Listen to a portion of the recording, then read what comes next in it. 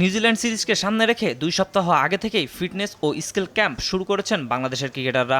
এরই ধারাবাহিকতায় এবার হলো ম্যাচ প্র্যাকটিস। সোমবার 2 দলে ভাগাভাগি হয়ে অনুশীলন ম্যাচে মাঠে নামেন ক্রিকেটাররা। আর সেখানেই যেন নিজের হারিয়ে যাওয়া ছন্দ খুঁজে পেলেন সাইফ হাসান।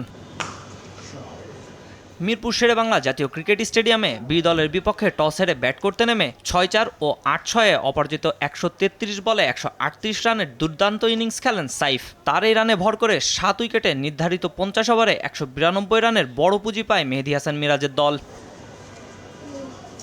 এরপর বোলিংয়ে আগুন ঝরান তাসকিন আহমেদ। মাত্র 6 ওভারে 4 উইকেট নিয়ে প্রতিপক্ষকে গুড়িয়ে দেন তিনি।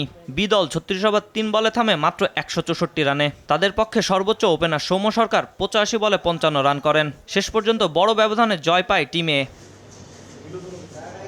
এই ইনিংসটা সাইফের পাশাপাশি বাংলাদেশের জন্যও গুরুত্বপূর্ণ ছিল, কারণ সম্প্রতি পারফরমেন্স মোটেও ভালো ছিল না এই ওপেনারের। পাকিস্তানের বিপক্ষে সিরিজে ব্যাটে ছিল না রানের ধার। ওয়ানডে ক্যারিয়ারে যদিও খুব বেশি আলো ছড়াতে পারেননি তিনি, তবুও নির্বাচকদের আস্থা হারাননি সাইফ। এই সিরিজ তার জন্য বড় সুযোগ, হয়তো শেষ সুযোগও। তবে তিনি এই প্রস্তুতি ম্যাচের ইনিংসে স্পষ্ট বার্তা দিয়েছেন, সাইফ এখনও শেষ হয়ে যাননি, বরং প্রস্তুত নিজের সামর্থ্যের প্রমাণ দিতে।